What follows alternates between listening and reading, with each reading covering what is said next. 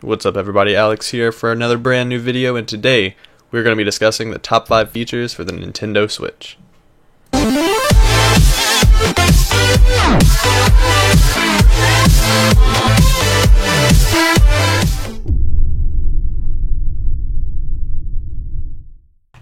Alright, so to get things started at number 5, I had to put local multiplayer right out of the box as number 5. So that's one of the few key features of the Nintendo Switch that they're kind of bringing out.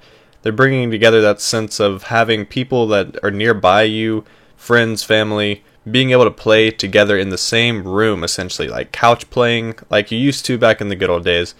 Hand your controller to a friend, you both be able to play it, and now you don't even have to go out and buy another controller. You can literally, as soon as you unbox the Nintendo Switch, turn your Joy-Con to the side and you can play right with your friend. Now, this is another good reason for this is also the price point of it, as asking $299.99, which is the same price as, the PlayStation 4s are going for right now and Xbox Ones. So, and they only come with one controller. So the Nintendo Switch has a lot to offer, and that's my number 5 for it.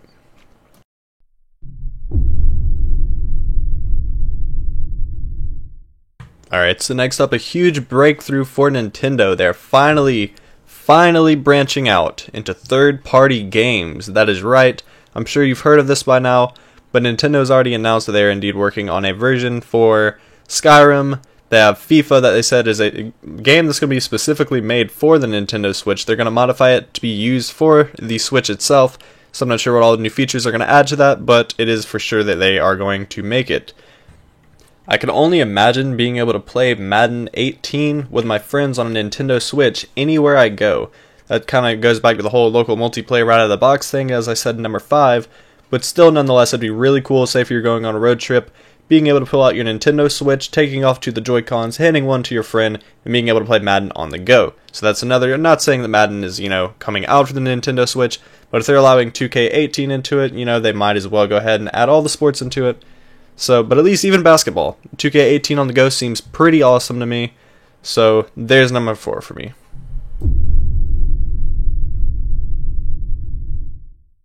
Alright, and coming in at number 3, we have portability. As I mentioned in 5 and 4, portability is going to be the huge essential sell point for the Nintendo Switch. They have advertised this in every single commercial you see for it, every convention you see.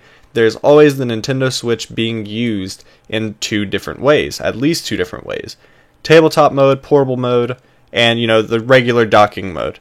The portability for the Nintendo Switch is going to be absolutely amazing. There are going to be a few features that I'm going to mention that are actually really good. One of the features is the dock that you have for the Nintendo Switch. It comes with it, one comes with it.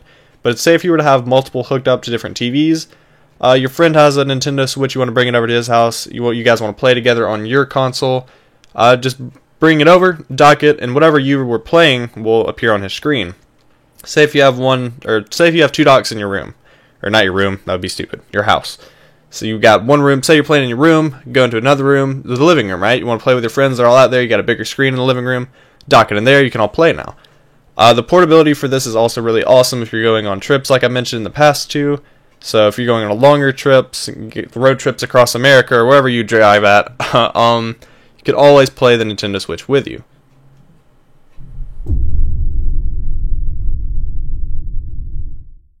Alright, so next up I'm going to talk about the controllers for the Nintendo Switch. The Nintendo Switch has new controllers called Joy-Cons. Joy-Cons are the 2 things that you can slide on and off of your Nintendo Switch.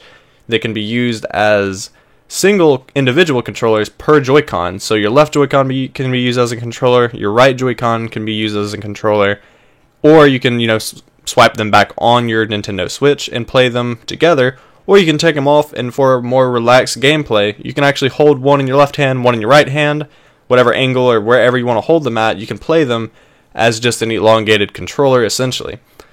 These have new features such as the rumble feature, like I mentioned, the sense of being able to feel it. In an interview that I saw online with Nintendo, he described it as if there was a magnet, right? There's 2 magnets. You would be able to put one of them, like if you're playing a game that involves some kind of like tension, I guess, if you put the Joy-Con closer to a certain area, it would feel as if you were being pushed away, but you could keep going forward. Like I said, I've never been able to use these before, so I don't know exactly how they feel, but from what I've heard, they actually have new features and different, feelings that you can use for it. So that's why I put controllers as number 2.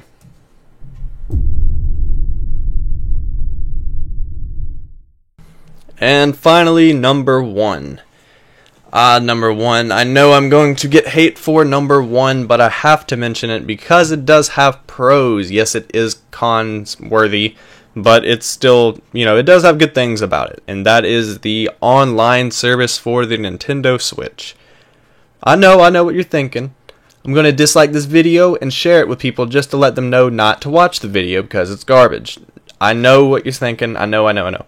But give me a second. Let me try to explain myself and get myself out of this hole that I've dug 12 feet under. Alright, so the online service for the Wii U was not great. And fixing this up, you paying the little... This kind of varies. I think it's between $15 to $29 a year. Alright, now look at that compared to Xboxes or PlayStations. PlayStations is, I believe it's like $60 a year, so you're cutting that essentially in half or even more than half. You can play that. You also get free classic games per month. So virtual console games are going to come out with an online service that you pay for annually. I don't think they've released anything yet where you can pay it the monthly or the every 3 months like PlayStation or Xbox. But with a price that low, you really don't need to. It'd make more sense and save you money, I would assume, to pay it per year. So this is going to fix the servers for games such as Splatoon 2, Mario Kart, any game that you really can, I guess Minecraft, you can play online. The servers are going to be fixed up because now the more funds are going into just these servers themselves from the people, the customers that are buying these. If you keep buying the services for them, they give you free classic games, better servers, and you're just giving that minimum fee of $30 a year anyways. So I know 2017, all the consoles now are going to have subscriptions. So you might as well go with it. I mean, if you're going to play games like that, perfectly fine. And it's not like it's restricting you from playing any games that you like. If you don't even like playing multiplayer, or you don't care about classic games, just don't get it. I mean, it's perfectly fine. So, that will be it for my number 1.